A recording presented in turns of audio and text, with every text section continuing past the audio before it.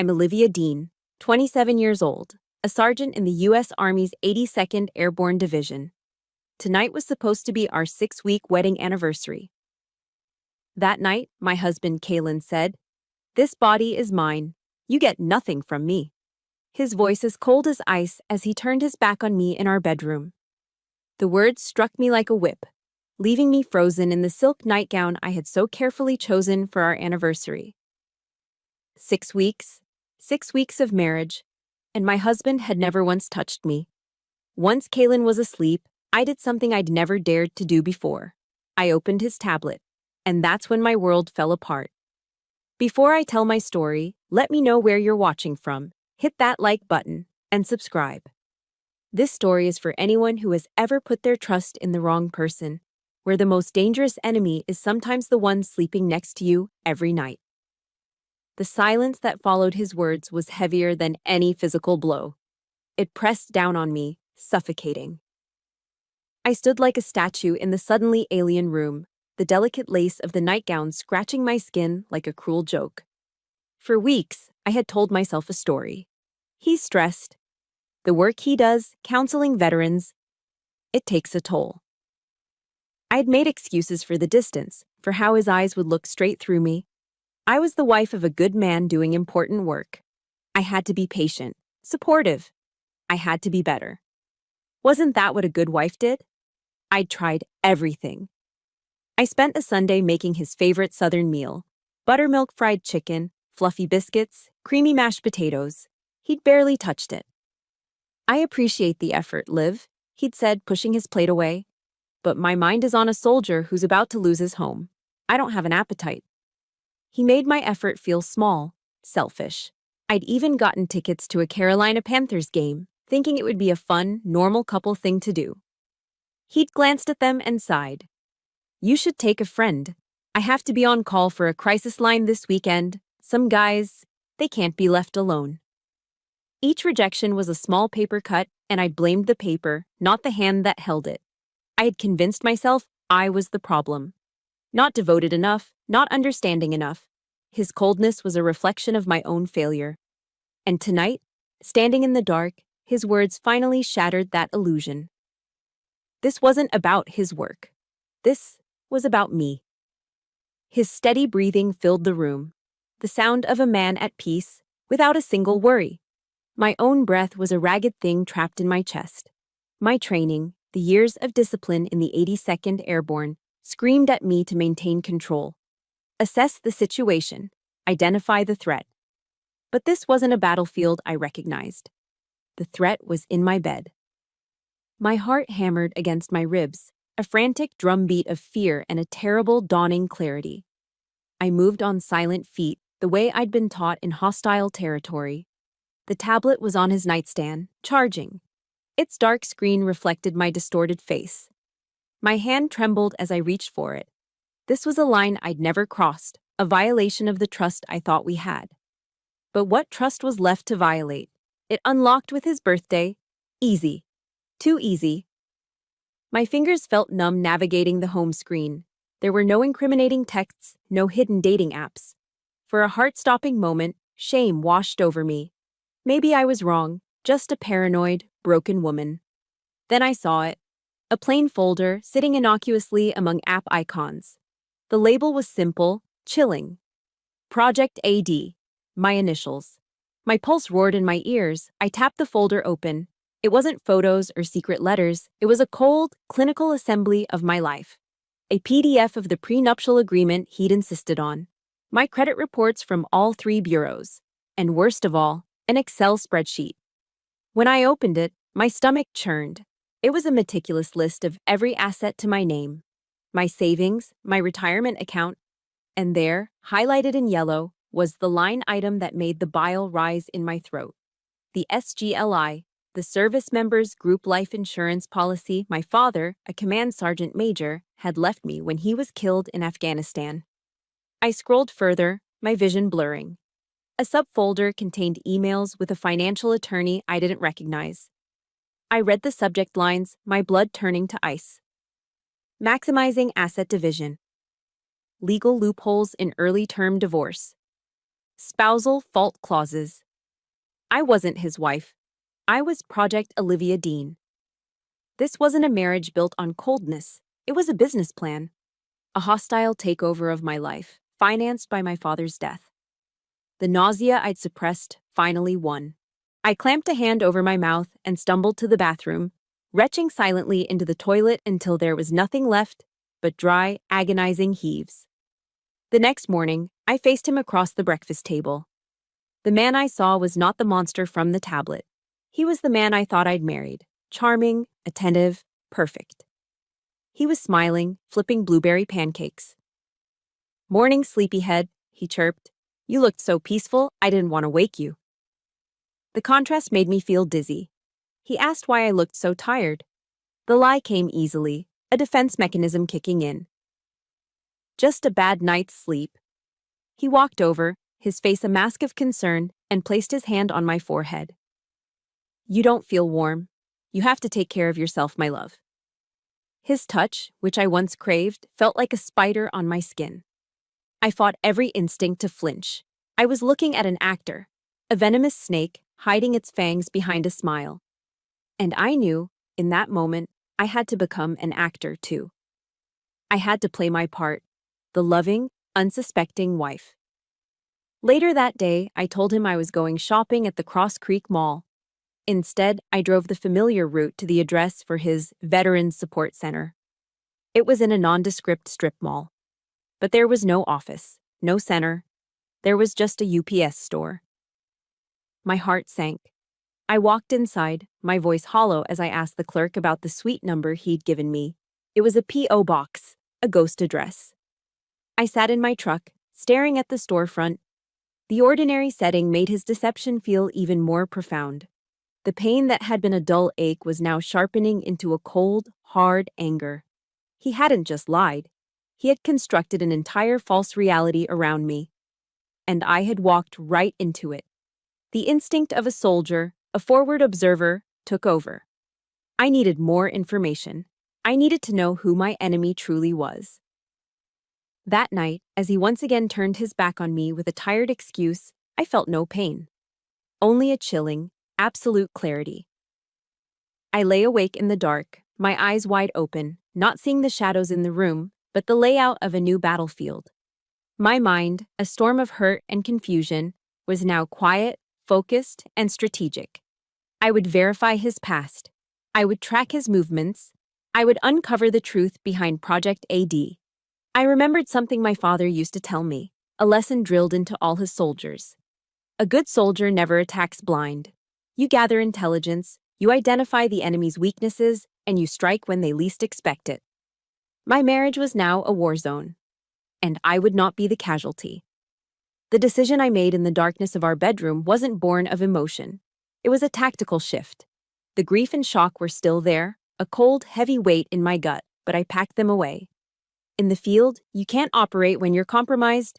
You compartmentalize, you focus on the mission. And my new mission was Kaylin. I turned the small spare bedroom, the one filled with unopened moving boxes, into my operations center, my office. There, with the door locked, I began what we in the military call OSINT, Open Source Intelligence. It's amazing what you can find when you know how to look. I sat at my laptop, my fingers moving with a new, cold purpose. I typed his name, Kaylin Vance, into the search bar. His online presence was a masterpiece of deception. His LinkedIn profile was perfect, showcasing a man dedicated to healing America's heroes. It listed him as a mental health consultant for veterans, complete with glowing testimonials. Kaylin's guidance was instrumental in my transition back to civilian life, one read, supposedly from a decorated Marine Corps veteran. It all looked so legitimate, so convincing. It was the profile of the man I thought I had married. But a soldier verifies their intel. I found the Marine online. It wasn't hard, and sent him a short, polite message, asking if he could elaborate on his experience with Kaylin for a project I was working on. The reply came back in less than an hour, blunt and unequivocal. "Ma'am, I've never heard of the guy." I stared at the words on the screen, a bitter certainty settling in my bones. It wasn't just one lie, It was a whole world he had built. A digital web designed to ensnare people exactly like me. I wasn't just married to a liar, I was the target of a predator. Before I went any deeper down the rabbit hole, I felt a pull to go somewhere. A need to ground myself. I drove to downtown Fayetteville to the Airborne and Special Operations Museum. It's a quiet, solemn place. I walked past the displays of historical artifacts until I reached the Memorial Garden. There, on a wall of polished black granite, were the names of the fallen. I found my father's name, Command Sergeant, Major Robert Dean, and traced the cool, sharp letters with my fingertips. He had died for truth, for honor. Kalen was trying to steal the legacy of that sacrifice. Standing there, I felt a surge of strength. I wasn't just fighting for myself anymore, I was fighting for my father's name. That resolve carried me into the next phase, the paper trail. That night, I waited until Kalen was in the shower, the sound of the water masking any noise I might make. My heart was pounding, but my hands were steady. I slipped into his home office, opened the bottom drawer of his desk where he kept his files, and quickly photographed every page of his last 3 months of bank and credit card statements with my phone. He thought I'd never look. He thought I was too trusting, too naive. He was right. But not anymore. Back in my own makeshift office, I spread the printed images out on the floor, arranging them by date. It looked like a tactical map of his lies. Those work trips to Washington, D.C. to lobby for veterans' rights? They were weekend getaways to Charleston, South Carolina. The charges weren't for conference rooms. They were for boutique hotels and expensive dinners for two. A charge for seminar materials was a bill from a high-end restaurant overlooking the water. And then I saw it. A charge that made my breath catch. A single, large purchase from a luxury jewelry store in Charleston. For a diamond necklace. A bitter smile touched my lips. That definitely wasn't for me. The final piece of the initial reconnaissance had to be visual confirmation. Surveillance. A week later, Kalen announced he had a long day of meetings with potential donors. The perfect opportunity. I called my unit and took a personal day, citing a doctor's appointment. I changed into civilian clothes, jeans, a nondescript t-shirt, and a baseball cap pulled down low over my sunglasses. I got into my dad's old Ford pickup truck. It was the one thing of his I'd kept, a beast of a vehicle Kalen always called folksy, with a condescending smirk. Today, its rugged anonymity was my best camouflage. I followed him from a safe distance. He didn't drive toward any of the city's office buildings. Instead, he got on the highway, heading east. An hour later, he pulled into the parking lot of a manicured, exclusive golf course in Pinehurst. I parked several rows away, my position giving me a clear line of sight. I reached into the glove compartment and pulled out my compact, military-issue binoculars. Through the lenses, I watched him get out of his car. A moment later, a blonde woman in a stylish sundress walked up to him. He smiled, a genuine, unguarded smile I hadn't seen directed at me in months. He hugged her, then slid his arm possessively around her waist as they walked toward the clubhouse. They didn't look like business partners.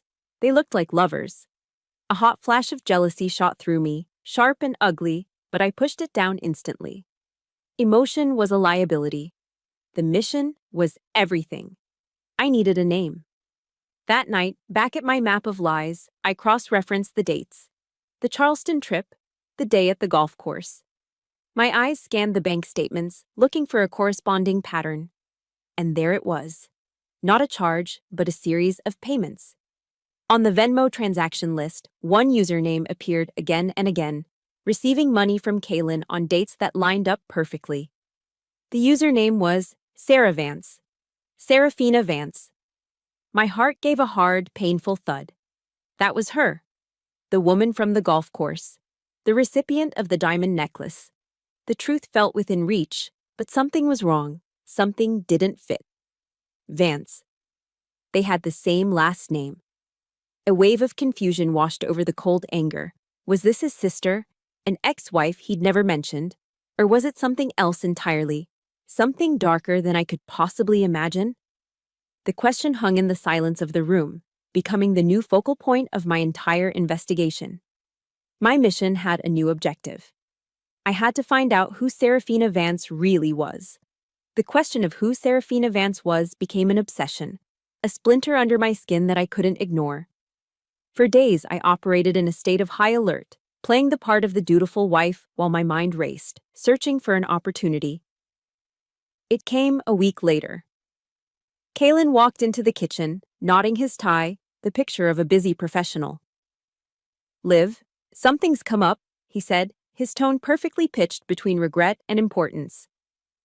"I have to fly down to Atlanta for a couple of days, an emergency donor meeting." He kissed my cheek, a dry, papery touch that made my skin crawl.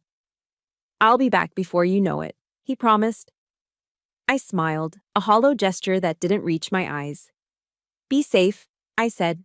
The moment the front door clicked shut, the clock started ticking. I knew this was my window. His office, a room I'd always found intimidating and meticulously organized, now felt like enemy territory I had to infiltrate. My objective was to find anything connecting him to Serafina. I started methodically, drawer by drawer, file by file. Nothing. It was all pristine, well-ordered files for his fake charity. Frustration began to build. I got down on my hands and knees, my eyes scanning the space beneath his heavy oak desk. Tucked away in the deepest shadow was a small black metal box, locked. My heart hammered. This was it. I searched his desk again, this time for keys, finding a small ring with several unfamiliar ones in the pen holder. My fingers fumbled, adrenaline making them clumsy. The third key I tried clicked open the lock. Inside wasn't a trove of documents, but another set of keys. One of them was small and ornate, for old furniture. My eyes darted around the room and landed on the desk itself. On the side, almost invisible against the dark wood, was a keyhole I had never noticed before. A secret drawer. I held my breath as I turned the key. The drawer slid open with a soft, well-oiled sound. It was filled with legal documents. The first one I picked up was thick, official paper. A marriage certificate. My stomach plunged. I read the names, my vision tunneling. Kalen Vance and Serafina Vance. The date of marriage was 3 years ago. So the answer was ex-wife. No. Wait. Current wife. He hadn't divorced her. He was a bigamist. My mind struggled to process the sheer criminality of it. I was living in an illegal sham marriage. My hands shook so violently I could barely hold my phone steady as I took pictures of the document. He wasn't just an adulterer, he was a felon. But there was more. Beneath the marriage certificate was another folder. I opened it and found 2 birth certificates. I scanned the first one. Kalen Robert Vance. I saw the names of his parents. Then I looked at the second, Serafina Ann Vance. I read it again. And again. The parents' names were identical. The world tilted on its axis. A wave of pure, visceral disgust washed over me, so strong it made me gag. They weren't husband and wife, they were brother and sister. The realization hit me not like a thought, but like a physical blow. The trips to Charleston, the hand on her waist, the diamond necklace. It wasn't an affair. It was a sick, twisted conspiracy. The couple act was a grotesque stage play designed to hide an incestuous, criminal partnership. The room felt contaminated, the air thick with the filth of their secret. Shaking, I dug deeper and pulled out the original copy of our prenuptial agreement. I sat on the floor, the document spread around me, and read it again. This time, I wasn't a hopeful fiancé. I was a soldier analyzing enemy intelligence. The complex legal jargon that Kalen had explained away with a reassuring smile now revealed its fangs. He had drawn my attention to clauses about mutual respect, but he'd skimmed over the most important part. Section 4B. It stated that if the marriage was terminated within 1 year due to spousal fault, the initiating party would forfeit 90% of all assets they brought into the union. And fault was defined with insidious breadth, including everything from infidelity to simple, irreconcilable differences. My father's SGLI was listed, by name, as my primary asset. The plan was suddenly, horribly clear. It was a perfect, diabolical trap. Marry me. Create a cold, loveless environment to make my life unbearable. Push me, through emotional neglect and cruelty, to be the one who demanded a divorce. And then, use the very document he'd sold as a shield to protect me, to legally strip me of 90% of my father's legacy. I sat there, on the floor of my enemy's office, in the house that was never truly my home, surrounded by the architecture of my own destruction. The scale of the deception was monstrous. I felt small, isolated, and utterly, terrifyingly alone. This wasn't a fight I could win with discipline and training alone. This was a war fought with weapons I didn't understand, on a battlefield of legal loopholes and depraved family secrets. I was outmatched. I felt so alone in that moment, surrounded by a conspiracy so twisted I could barely breathe. If you believe that no one should ever have to fight a battle like this alone, please support this story by hitting the like button and comment with a simple, "You are not alone," to show solidarity. As I sat there, paralyzed by the sheer evil of it all, a memory of my mother surfaced. She was a woman of deep faith, and she had a favorite verse she'd quote whenever I faced something that seemed impossible. "Then you will know the truth," she would say, her voice calm and steady, "and the truth will set you free." I never understood it as a child. But now, in the darkest moment of my life, I did. This horrifying, disgusting truth wasn't a prison. It was a weapon. It was my key to freedom. I stood up, my body no longer shaking. A cold, hard resolve settled where the fear and disgust had been. I knew I couldn't do this alone. I needed a professional. I needed a shark. I remembered a name, mentioned in passing by one of my commanding officers a year ago. A lawyer who specialized in complex financial fraud targeting service members. A woman with a reputation for being brilliant, relentless, and utterly terrifying in a courtroom. Genevieve Croft. I pulled out my phone, my fingers steady as I looked up her firm. I pressed the call button. When a calm voice answered, I spoke, my own voice even and clear, stripped of all emotion. "Hello," I said. "I need to schedule an appointment with Ms. Croft. It's an emergency." That call wasn't a plea for help. It was the first shot in a war. Walking into Genevieve Croft's law firm felt like stepping onto a different planet. I'd expected cold marble, intimidating mahogany, and the sterile air of corporate power. Instead, her office was warm and inviting, with comfortable armchairs and walls adorned not with diplomas, but with dozens of framed photos. They were pictures of her with smiling soldiers, sailors, and airmen, men and women in uniform, all of them looking at her with a gratitude that was palpable. This wasn't a shark's lair, it was a sanctuary. Genevieve herself was in her late 50s, with a sharp, intelligent face, silver hair pulled back in an elegant twist, and eyes that missed nothing. She listened to my entire story without a single interruption. I laid out the evidence on her coffee table, the photos of the documents, the bank statements, the timeline of deceit. I explained the sham marriage, the prenup, and the horrifying truth about Kaylin and Serafina. My voice was steady, but inside I was braced for skepticism, for the probing questions of a lawyer who had seen it all. When I finished, the silence in the room was heavy. Genevieve looked from the papers back to my face, her gaze unwavering. She didn't offer pity. She offered something far better. Belief. "Well, Sergeant," she said, her voice a low, confident hum. "You've already done half my job for me. The evidence collection is impeccable." A small, grim smile touched her lips. These people aren't just getting divorced. They're not going to see the light of day for a very, very long time. A wave of relief so powerful it almost buckled my knees washed over me. For the first time, I wasn't just a victim, I was a credible witness. The fear that had been my constant companion for weeks began to recede, replaced by a fragile spark of hope. Genevieve picked up her phone. "Marcus, I've got one for you," she said, her tone all business. "It's right up your alley. Yes, another marriage fraud case targeting a soldier. But this one? This one is a new level of filth." A few hours later, I was sitting in a quiet, secluded booth at a coffee shop downtown. A large man slid into the seat across from me. This was Marcus Thorne. He was built like a retired linebacker, with a calm, weathered face and eyes that seemed to absorb everything without giving anything away. He was a former CID special agent, Genevieve had explained, and the best private investigator she had ever worked with.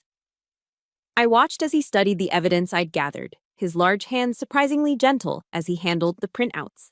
He wasn't shocked by the financial fraud. But when I explained the relationship between Kaylin and Serafina, I saw a flicker of something in his otherwise placid eyes, a deep, cold anger. He didn't comment on the depravity of it. He just nodded slowly, his focus entirely on the mechanics of their crime. "This is a professional pattern," he said, his voice a deep baritone. "The targeting of military personnel, the manufactured identity, the legal trap. These two have done this before." He looked at me, and for the first time, I noticed the heavy gold ring on his finger, the unmistakable crest of the United States Military Academy at West Point. Pinned discreetly to the lapel of his blazer was a small worn CID insignia. He saw me looking. "My father served in the 82nd, he said quietly. "Command Sergeant Major, just like yours." He looked me straight in the eye, and the way he said it changed everything. It wasn't with pity. It was with the profound respect of one soldier acknowledging another. "Sergeant Dean," he said, his voice losing its detached, analytical tone. "Your father was a legend. Now, you tell me, how are we going to take these bastards down?" "We." The word hit me with the force of a physical impact. It was the first time in this entire nightmare that I wasn't an I. For weeks, I had been completely, terrifyingly alone. Now, I had a team. Marcus was as good as his reputation. Within 48 hours, he had leveraged his old network and uncovered a trail of filth that stretched across the country. Kaylin and Serafina were predators who moved from one military town to the next. He found evidence of at least 3 similar marriages targeting service members who had recently come into large sums of money. A Navy SEAL in San Diego, California, who'd received a massive re-enlistment bonus, and an Army captain in Killeen, Texas, who had inherited family money. They were a mobile, incestuous crime syndicate preying on the lonely and the vulnerable. Marcus laid it all out for me. "You're not the first victim, Olivia," he said, using my first name for the first time. "But you can be the last.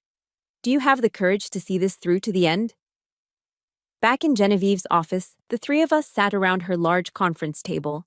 It felt like a war room. Marcus had a whiteboard up, mapping out the Vances' entire network of lies. This was no longer just about getting me out of a fraudulent marriage. It was about dismantling a criminal enterprise. "We can't just go to the police yet," Genevieve explained, her sharp eyes fixed on me. "They'll spook, destroy evidence. We need to catch them in the act of trying to secure your assets. We need to spring a trap." Marcus named the plan Operation Tempest. The strategy was bold and incredibly risky.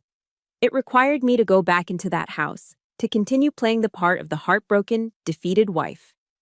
More than that, I had to be the one to initiate the divorce proceedings, just as they wanted.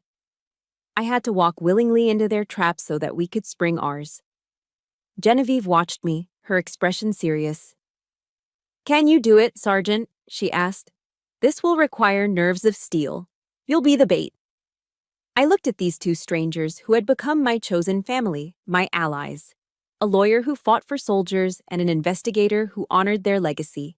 They believed me. They were fighting for me. I straightened my shoulders and met their gaze one by one. The fear was still there, a cold knot in my stomach, but the resolve was stronger. "I'm a soldier," I said, my voice clear and steady. "This is my mission." The days that followed felt like a deep cover mission behind enemy lines. Every morning was a performance. I had to smile when Kaylin's hand brushed my shoulder, feign concern when he recounted fabricated stories about his work, and maintain the illusion of a wife who was simply sad, not suspicious. The house, once my sanctuary, had become a stage, and I was its lead actress, playing a role that grated against every fiber of my being. Dinners were the worst form of torture. I'd sit across the table from him, pushing food around my plate as he spun elaborate fantasies about our future. He talked about a trip to Napa Valley, tasting wine under the California sun. He talked about renovating the kitchen, adding a big island where we could entertain friends. He spoke with such convincing enthusiasm, all while I knew that this future was a mirage, one that he intended to fund with my father's money, and one in which I had no part. The food tasted like ash in my mouth. A permanent, heavy lump sat in my throat. As he talked, I found myself clinging to a passage from a book I'd started reading, Viktor Frankl's Man's Search for Meaning. A quote had burrowed into my mind and become a lifeline.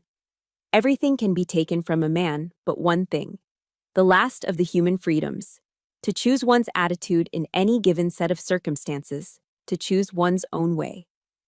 I couldn't control Kaylin's deception, but I could control my response. I could choose to be a soldier on a mission, not a victim in a cage. This thought was my shield. His arrogance grew with each passing day.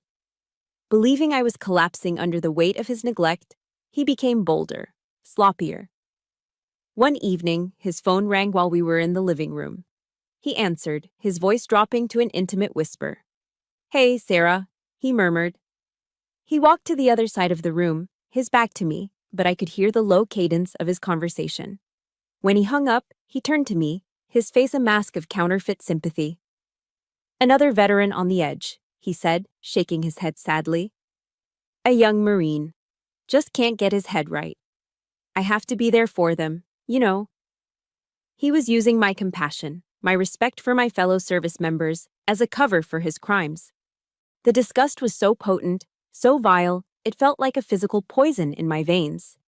It was Marcus who gave me the final objective. "We need a silver bullet, Olivia," he'd said. "Something undeniable. We need to hear their intent, in their own words." He handed me a device that looked like an ordinary high-end ink pen. It was a state-of-the-art audio recorder. The challenge, he'd warned, is getting it in his office without him knowing. The opportunity had to be manufactured. The next morning, I made coffee, my heart thumping a nervous rhythm against my ribs. Kaylin was on the phone, pacing in the kitchen, already in his crisp dress shirt for the day. It was another important call with Sarah.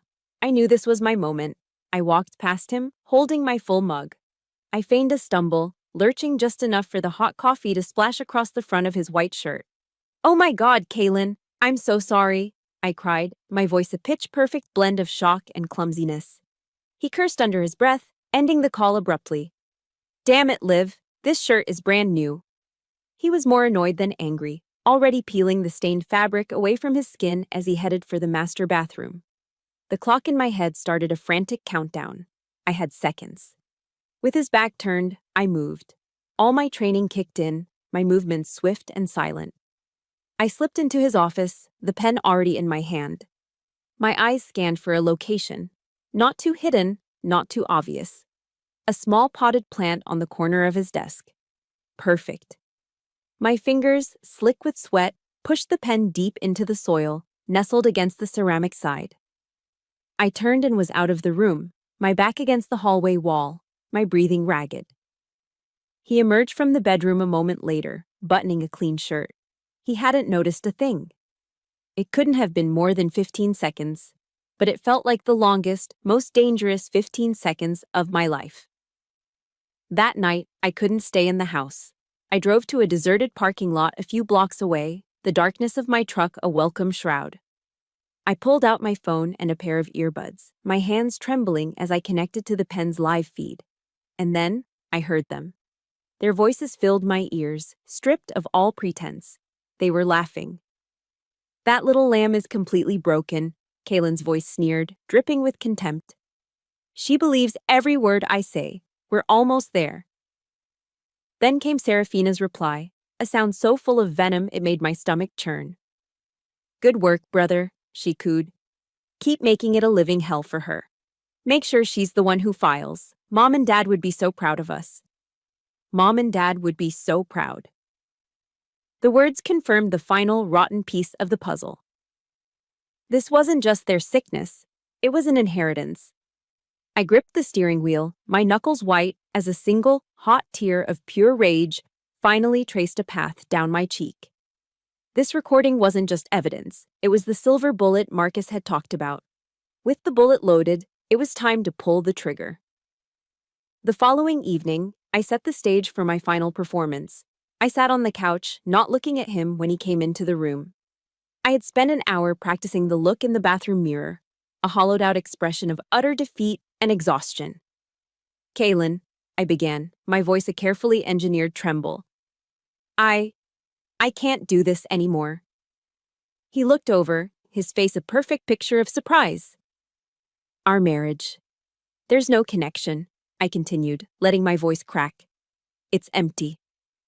I think we should get a divorce." He played his part beautifully. A flicker of shock, a deep sorrowful sigh. He walked over, kneeling in front of me, taking my hands in his. "Liv, no. We can work through this," he pleaded. But as I looked into his eyes, past the masterful performance of a heartbroken husband, I saw it. A tiny, unmistakable glint of triumph that he couldn't quite conceal.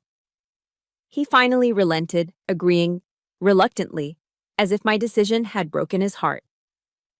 My performance had been a success. The trap was now officially set.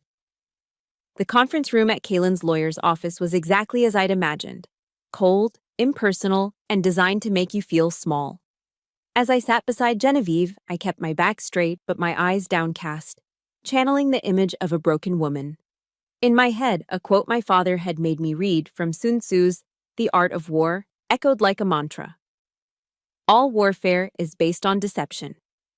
This room was my battlefield, and my weakness was my camouflage. Genevieve was brilliant, playing the part of a competent but unremarkable family lawyer, not the legal shark she truly was. She let Kaylin and his attorney lead the entire conversation. Kaylin was a master performer. He oozed a sorrowful confidence, speaking in low, compassionate tones about the tragedy of our collapsing marriage. He was so convincing that for a split second, even I almost believed him. His lawyer, a slick man in an expensive suit, slid a summary of the settlement terms across the polished mahogany table. It was exactly what the prenup stipulated. Kaylin, in a grand gesture of generosity, stated he wouldn't ask for a penny more than what was agreed upon. He wanted this to be as painless as possible for me. I could feel the smug satisfaction radiating from him. He thought he had me, a fragile little soldier, completely outmaneuvered. "Do you find these terms agreeable, Mrs. Vance?" his lawyer asked, his voice smooth and condescending. I didn't look up. I just gave a small, almost imperceptible nod. I forced a tremor into my hand as I reached for a glass of water. From the corner of my eye, I saw Kaylin share a subtle, triumphant glance with his attorney. My compliance, my utter submission, was exactly what they expected. It was the final confirmation they needed that their prey was broken and ready for slaughter. They had no idea they were the ones walking into the abattoir. The meeting concluded. As Genevieve and I stood to leave, Kaylin intercepted me in the hallway, his face a perfect mask of husbandly concern. "Olivia, I'm so sorry it's come to this," he said, his voice a soft, pitying whisper that made my skin crawl. "I truly had hoped for more for us." He paused, then delivered the killing blow, the one he thought would shatter me completely. "Maybe you should talk to a professional about everything you've been through in the army." He let the words hang in the air, the implication clear. My service, my strength, my entire identity. He was twisting it into a pathology, a flaw that made me incapable of a healthy marriage. He was making himself the victim of my trauma. The audacity of it, the sheer, calculated cruelty, sent a bolt of white-hot rage through me. I wanted to break him. I wanted to wipe that sanctimonious look off his face with my bare hands. Instead, I looked at him, my eyes as empty and vacant as I could make them. "Thank you for your concern," I whispered. Then I turned and walked away. Every step away from him was a victory. I wasn't crumbling. I was waiting. That night, the pen was still active in his office. My earbuds became my window into his depravity. I listened as he called Serafina, the sound of his laughter echoing in my head. "It's done," he crowed, his voice giddy with victory. "The little soldier is completely crushed. She agreed to everything without a fight. Her lawyer is a total lightweight. We'll have the money in a week, maybe less." There was a pause, and I could practically hear his wicked grin. "Pack your bags, little sister. We're going to Bali." Their shared, triumphant laughter crackled through the feed. A few weeks ago, that sound would have destroyed me. Now, it didn't even sting. It was just noise. The meaningless celebration of two fools who had already lost the war and didn't even know it. Their victory was an illusion I had carefully crafted for them. The day to sign the final divorce petition arrived. The sky over Fayetteville was a clear, brilliant blue, a stark contrast to the storm I knew was about to break. I sat in Genevieve's comfortable office, the thick stack of legal documents on the table in front of me. This was the final act. Genevieve pointed to the signature line. "Are you ready?" she asked quietly. I picked up the heavy fountain pen. I thought about Kalen's laughter, his fake pity, the way he'd tried to use my uniform as a weapon against me. This signature wasn't an act of surrender. It was an act of war. It was the authorization for Operation Tempest to commence. I signed my name, the ink flowing dark and decisive on the page. When I put the pen down, I didn't feel sadness. I felt a profound, cleansing sense of release. It was over. My part was done. Genevieve placed a reassuring hand on my shoulder. "Now," she said, a predatory glint in her eyes, "the fun part begins." As she spoke those words, miles away, in the bustling financial district of Charlotte, Marcus Thorne sat in an unremarkable sedan across the street from a sleek, private bank. He adjusted his earpiece, his eyes fixed on the entrance. He watched as a black Mercedes sedan pulled up to the curb. Kalen and Serafina, dressed in designer clothes and laughing, stepped out. They were here to set up the accounts for their incoming windfall. The clock had started ticking. The storm was about to hit. They were celebrating a victory they thought they had won, completely unaware of the forces moving against them. If you are part of the unseen army standing with Olivia, support this story by hitting the like button and comment Operation Tempest to let us know you're ready for the storm. I sat in the passenger seat of Genevieve's car, parked a block away from her office. The world outside moved on. People walked dogs, carried groceries, lived their normal lives. But inside our vehicle, the air was thick with a silence so heavy it felt like a physical weight. My phone was dark in my lap. My hands were clasped around the cool metal of my father's dog tags, the chain wrapped tightly around my fingers, the raised letters of his name pressed into my skin. I wasn't praying for revenge. As I sat there, waiting for the signal that would change everything, I found myself praying for justice. For the Navy SEAL in San Diego. For the Army captain in Killeen. For every other name on the list we didn't even know yet. This was bigger than me now. It was for them. "It's in motion," Genevieve said, her voice calm and steady, a rock in the churning sea of my anxiety. She had just received a text from Marcus. "They're inside." I closed my eyes and pictured the scene as Marcus had described it would unfold. Kalen and Serafina, dressed to the nines in designer clothes, would be walking into the opulent lobby of the private bank in Charlotte. They'd be radiating success, smelling of expensive cologne and entitlement, believing they were just a few signatures away from their Bali getaway. The trap had been laid with meticulous care. The bank manager who greeted them was, in reality, a senior FBI agent who had been briefed by Marcus. He would welcome Mr. and Mrs. Vance with professional warmth, his smile never betraying the truth. "Welcome, Mr. Vance, Ms. Vance," he would say. "Everything is nearly in order. If you'll just follow me to our VIP lounge, we can go over the final details in comfort." He would lead them into a private soundproofed room with plush leather chairs and a bottle of champagne chilling in a silver bucket. A final, decadent touch to inflate their egos right before the fall. I could almost hear Serafina's delighted laugh, the satisfying pop of the cork echoing like a starting pistol for their own execution. My phone vibrated in my lap, a sharp buzz that jolted me back to reality. A single text from Marcus. Showtime. Back in that VIP lounge, Kalen and Serafina would be raising their glasses, the crystal flutes clinking together in a premature toast. And just as the champagne touched their lips, the door would fly open. It wouldn't be the bank manager returning. It would be 3 plainclothes FBI agents, their faces grim and professional. moving with a speed and purpose that would suck all the air out of the room. And standing just behind them, framed in the doorway like the specter of their own damnation, would be Marcus Thorne. The lead agent's voice would be flat, devoid of emotion, cutting through their shock. Kaylin Vance, Serafina Vance, you are under arrest for federal wire fraud, conspiracy to commit fraud, and identity theft. I pictured Serafina's hand going slack, the champagne flute slipping from her fingers to shatter on the marble floor. A perfect, crystalline explosion that mirrored the implosion of their world. I imagined Kaylin's face shifting through a rapid series of emotions, from smug satisfaction to pale shock, then to a dark, furious red. There's been a mistake, he would snarl, the first words out of his mouth a lie. My lawyer will. He would never finish that sentence, because Marcus would step forward, and in his large hand he would be holding a single, elegant ink pen. He would click it. And from that tiny device, Kaylin's own voice would fill the silent room. That little lamb is completely broken. We're almost there. Followed by Serafina's venomous reply. Good work, brother. Mom and Dad would be so proud of us. Checkmate. My phone buzzed again.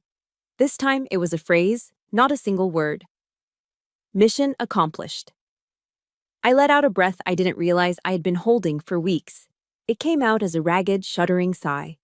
The tension in my shoulders, the knot in my stomach, the crushing weight on my chest, it all began to dissolve. Genevieve looked over at me, and for the first time, a genuine, triumphant smile spread across her face. Let's go, Sergeant, she said. It's time to face the enemy. The drive to the FBI field office in Charlotte was a blur. When we arrived, Marcus met us. His usually stoic face held a deep, quiet satisfaction. He led us to an observation room. Through a large one-way mirror, I could see into an interrogation room, and there he was. Kaylin was slumped in a metal chair, the designer suit now looking cheap and ill-fitting. The confident swagger, the charming smile, the predatory gleam in his eyes, all of it was gone. He was just a man in a box, his hands bound in front of him by a pair of cold, steel handcuffs. All the power he had wielded over me had vanished, leaving behind nothing but a pathetic, defeated shell. He must have felt my gaze because he lifted his head and stared directly at the mirror. He couldn't see me, but our eyes locked across that impossible barrier. I expected to feel a surge of triumph, a wave of vindictive joy. I wanted to feel something, anything. But there was nothing. Only a profound, hollow emptiness. The storm had passed, leaving behind a strange and silent calm.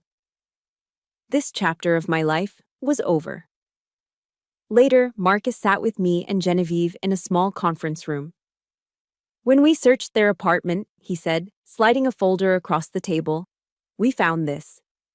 I opened it. Inside was a meticulously organized spreadsheet. It was a list, a prey list. There were dozens of names, all of them active-duty military personnel from bases across the country. Beside each name were notes, details on their recent inheritances, bonuses, or life insurance payouts. Some names had been crossed out, the ones they had already victimized. Others were marked as in progress or next target. My blood ran cold. My fight hadn't just been for me. My refusal to break, my decision to stand up, had thrown a wrench into a machine that was grinding up the lives of my brothers and sisters in arms. It had saved countless others from the same hell I had endured. In that moment, something inside me shifted, settled into place. I was no longer a victim. I was the protector. And my war was just beginning. The morning of my testimony, I stood before the full-length mirror in my bedroom. Laid out on the bed was a simple, conservative civilian suit Genevieve had recommended. But my eyes were on the uniform bag hanging from the closet door. My Army service uniform.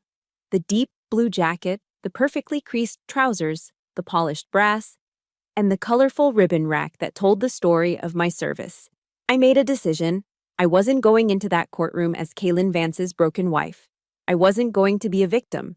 I was going to be Sergeant Olivia Dean, United States Army. This wasn't just my story to tell.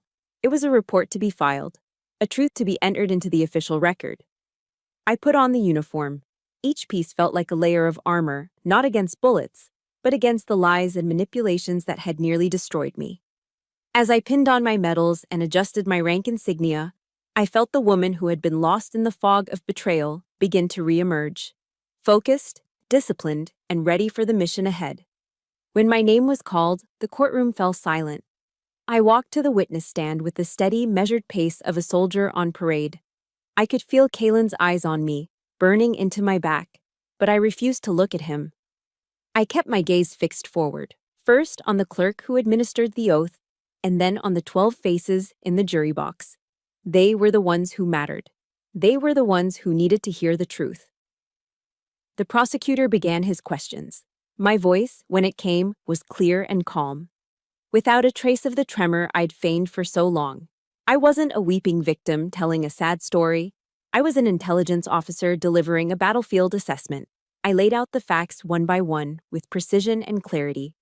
The financial documents, the fake office, the surveillance, the discovery of the marriage certificate and birth certificates, the insidious clauses in the prenuptial agreement. I presented the evidence logically, chronologically, building a case so solid and undeniable that the air in the room grew heavy with the weight of it. Then the prosecutor said, "Your Honor, the prosecution would like to play an audio recording for the court." He placed a small speaker on the railing of the jury box. A moment of silence, and then Kalen's voice filled the hallowed chamber, dripping with smug contempt. "It's done. That little soldier is completely crushed." A wave of murmurs rippled through the courtroom. Then came Serafina's venomous laughter, followed by the words that sealed their fate. "Good work, brother. Mom and Dad would be so proud of us." The sound of their mockery, so vile and triumphant, echoed off the wood-paneled walls. In that sterile, formal environment, their depravity was laid bare for all to see. It was only then that I allowed myself to look at Kalen. He wasn't looking at me. He was staring at his hands, his face a blotchy, furious red. The mask was gone. The actor had forgotten his lines. All that was left was a small, pathetic man, choking on his own public humiliation. The defense attorney's cross-examination was as desperate as I expected. He tried to paint me as a jealous, scorned wife, an unstable woman who had concocted an elaborate fantasy to frame his innocent client. He insinuated that the pressures of military life had left me delusional, prone to paranoia. "Sergeant Dean," he sneered, "isn't it possible that the stresses of your occupation have made you see conspiracies where there are none?" I met his gaze without flinching. My voice was no longer calm. It was cold steel. "Sir," I said, my words sharp and clear, "the pressures of my occupation taught me how to identify the enemy, no matter what mask they wear." I turned my head slowly and looked directly at Kalen for the first time. And I am looking at an enemy right now. A gasp went through the gallery. The defense attorney stood there, mouth agape, utterly defeated. He had no more questions. During a recess, as I was walking down the marble hallway, a woman in a wheelchair approached me. She was wearing a Marine Corps sweatshirt, and I recognized her as one of the other women Marcus had identified. A prosthetic leg was visible below her knee. She was the Marine from California. "Sergeant Dean?" she asked, her voice thick with emotion. Before I could answer, she reached out and pulled me into a fierce, one-armed hug. "Thank you," she whispered, her body trembling slightly. "You did what I didn't have the courage to do. You're a real hero." Tears streamed down her face, and in that moment, I understood. This victory wasn't just mine. After a week of testimony, the jury took only 2 hours to deliberate. When they filed back in, their faces were grim and set. I held my breath. The foreman stood. "On the charge of conspiracy to commit fraud, we the jury find the defendant, Kalen Vance, guilty." The word landed like a hammer blow. "On the charge of wire fraud, we find the defendant guilty. On the charge of identity theft, we find the defendant guilty." It was a clean sweep. The judge delivered the sentences swiftly. For her role, Serafina Vance received 10 years in federal prison. For being the mastermind, Kalen Vance was sentenced to 15. As the bailiffs moved to cuff him, he turned and shot me a look of pure, undiluted hatred. But I just looked back, unafraid. His power was gone. The game was over. Outside, a swarm of reporters ambushed me, shouting questions, thrusting microphones in my face. I ignored them completely, walking straight through the chaos to where Genevieve and Marcus were waiting. "It's done," I said quietly. Marcus nodded, a look of profound respect in his eyes. "No, Sergeant," he replied. "We need to thank you." I stepped out from the shadow of the courthouse into the bright North Carolina sun. For the first time in months, I took a deep breath, and the air didn't feel heavy. It felt light. It felt free. The storm had finally passed. You would think that after the verdict, I would feel nothing but pure elation. I imagined myself celebrating, feeling the sweet, intoxicating taste of victory. But the reality was quiet. The days that followed the trial weren't filled with triumph. They were filled with a profound, bone-deep exhaustion. The adrenaline that had fueled me for months, the single-minded focus of the mission, had drained away, leaving a hollow space in its wake. The silence in the house I had once shared with Kaylin was deafening. Every corner held a ghost. Every room was a stage for a memory that was now revealed to be a lie.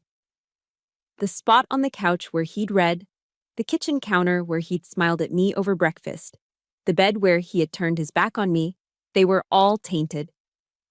The house wasn't a home, it was a crime scene. I gave myself permission to grieve, not for him, never for him, but for the woman I had been before, the naive, trusting woman who believed in the dream of a happy family, a loving partner. I wept for her, for the piece of her life that had been so cruelly stolen and twisted into a weapon against her. Genevieve had called me one evening, her voice gentle. "Allowing yourself to be vulnerable is a form of strength too, Sergeant," she'd said. And so, I did. For one full week, I did nothing. I slept. I read books that had nothing to do with warfare or strategy. I took long, quiet walks in the woods behind the house, letting the scent of pine and damp earth cleanse my soul. I let my mind rest. A few weeks after the sentencing, a letter arrived. The return address was a federal correctional institution. It was from Kaylin. My first instinct was to burn it, unopened. But curiosity, and perhaps a need for final closure, made me open it. The letter wasn't an apology. It was a tirade, page after page of venomous, self-pitying blame. He accused me of ruining his life, of being a vindictive monster, of trapping him. He never once admitted fault. He was still the victim in his own twisted narrative. I read the entire thing, and a strange thing happened. I felt nothing. No anger, no pain, no flicker of the old hurt. His words had no more power over me. He was just a pathetic man in a cage, rattling the bars. I calmly tore the letter into small, precise squares, let them fall into the trash can, and walked away. He wasn't a memory anymore. He was just garbage to be taken out. That was the turning point. I called a realtor the next day and put the house on the market. I couldn't build a new future surrounded by the ghosts of a fraudulent past. While packing, I came across a box in the back of the closet, the wedding box. Inside were the professional photos of our wedding day, our smiling faces a grotesque mockery. There were cheap, thoughtless gifts he'd given me, things I had once cherished as signs of affection. Looking at them now, I saw only props from a well-rehearsed play. The old Olivia might have destroyed them in a fit of rage. But I wasn't her anymore. I calmly picked up the box, carried it outside to the large trash receptacle by the curb, and dropped it in. The sound it made was a dull, final thud. It wasn't an act of hatred. It was an act of release. I wasn't just clearing out a house, I was clearing out my mind. On the advice of a senior officer, I started attending a support group on base for female service members. Walking in that first time was harder than walking into the courtroom. But inside, I found a circle of women, soldiers, Marines, airmen, who understood the unique pressures of our lives. They listened without judgment as I shared my story, not as a star witness, but as a sister. And that's where I saw Maya again, the Marine from the trial. After the meeting, we sat and talked for hours. She told me her story, A hauntingly similar tale of how the Vance siblings had conned her out of a significant portion of her disability benefits after she'd lost her leg in Iraq. We came from different branches, different backgrounds, but we were bound by the same scar. We didn't talk about revenge, we talked about survival, about putting one foot in front of the other and moving forward. Her friendship became a steady anchor in the turbulent waters of my recovery. Slowly, I began to build new fortifications, not for a base, but for myself. I started setting boundaries. I learned the power of the word no. I learned to trust my intuition, that quiet inner voice I'd silenced for so long in favor of Kaylin's sweet-sounding lies. I poured my energy into my career, into my soldiers, into my friendship with Maya. I was redefining my life on my own terms. One crisp autumn afternoon, I drove out to Sand Hills State Veterans Cemetery. The rows of identical white headstones stood in silent, perfect formation under the Carolina blue sky. I found my father's marker and knelt, placing a bouquet of simple, white chrysanthemums on the grass. The wind whispered through the tall pines, a sound of profound peace. "I did it, Dad," I whispered, my hand resting on the cool stone. "I protected your legacy, and I finally learned how to protect myself." I stayed there for a long time, letting the quiet dignity of the place seep into me. The war was over. The battle for my life, my honor, and my future had been won. The year that followed the trial was one of quiet, deliberate reconstruction. I sold the house, bought a small, clean apartment for myself, and focused on the two things that had always been true: my soldiers and my mission. But a new mission had begun to take shape, born from the ashes of my own. There's a quote from the researcher Brené Brown that I came across during that time, and it became my mantra. You either walk inside your story and own it, or you stand outside your story and hustle for your worthiness. I had walked through the fire of my story. Now it was time to own it. With Maya by my side and the brilliant legal guidance of Genevieve, I took a portion of the assets I had fought so hard to protect and poured it into something new. We established the Dean Shield Foundation, a nonprofit dedicated to what we called financial and emotional readiness for service members and veterans. Its purpose was simple: to provide the education, legal resources, and peer support needed to recognize and combat the kind of predatory, emotional, and financial fraud that had almost destroyed us. The name was a dual honor. For my father, Command Sergeant Major Dean, and for the shield I had been forced to build for myself. It was a legacy of protection. On the day of the Foundation's official launch, I stood at a podium in a small community hall in Fayetteville. The room was filled with faces. I saw Genevieve and Marcus in the front row, their expressions a mixture of pride and quiet satisfaction. I saw Maya, my partner in this new mission, giving me a confident nod. And scattered throughout the crowd were other service members, men and women whose lives had been touched by my story, who had reached out, who had found the courage to share their own. When I spoke, I didn't talk about betrayal. I didn't mention Kaylin or Serafina. I talked about vigilance. I talked about community. I talked about the strength that comes from speaking the truth, no matter how much it hurts. They count on our silence, I told them. They thrive in the shadows of our shame. But when one of us finds the courage to turn on a light, it gives others permission to do the same. And in that light, they can't hide. My service in the 82nd Airborne continued, a constant source of stability and purpose. One clear morning, I found myself standing at the open door of a C-130, the roar of the engines a familiar symphony.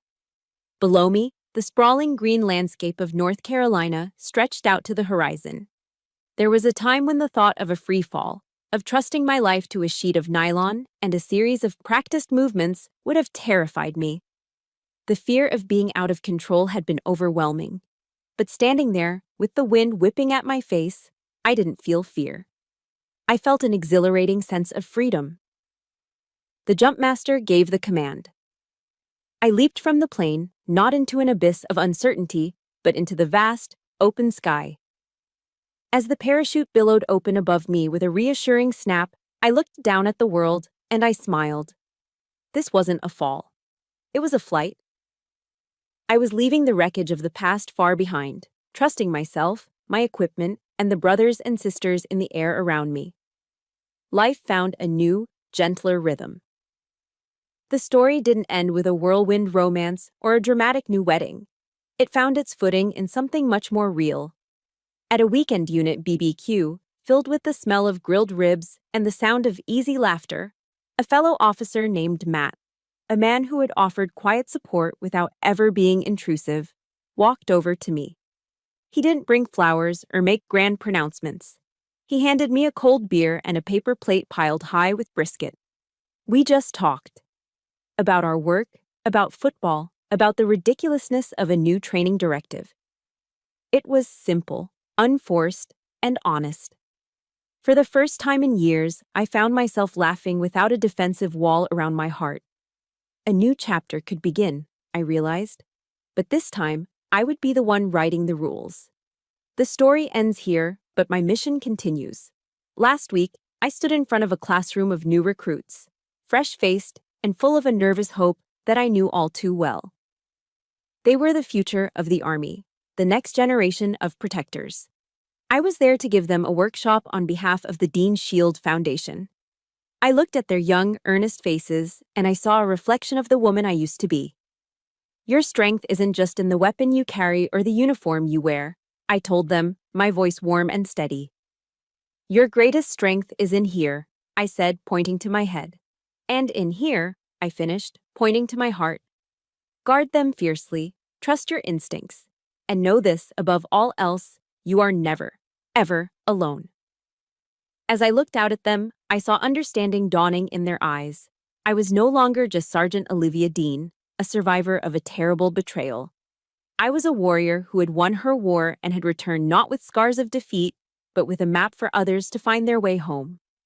I had taken my story, and I had owned it. And in doing so, I had turned my greatest wound into my greatest weapon. Thank you for walking with me through my story. Sharing it wasn't easy, but your presence has been a light in the process. My journey started in darkness, but I hope it serves as proof that our deepest wounds can become our greatest strengths. I know so many of you have fought your own silent battles. Please know that your resilience is seen, and your story matters. If you believe in the power of these stories, please subscribe and hit the like button. It helps this channel reach others who need to hear that they are not alone. Comment, rise up below to honor the warrior in you.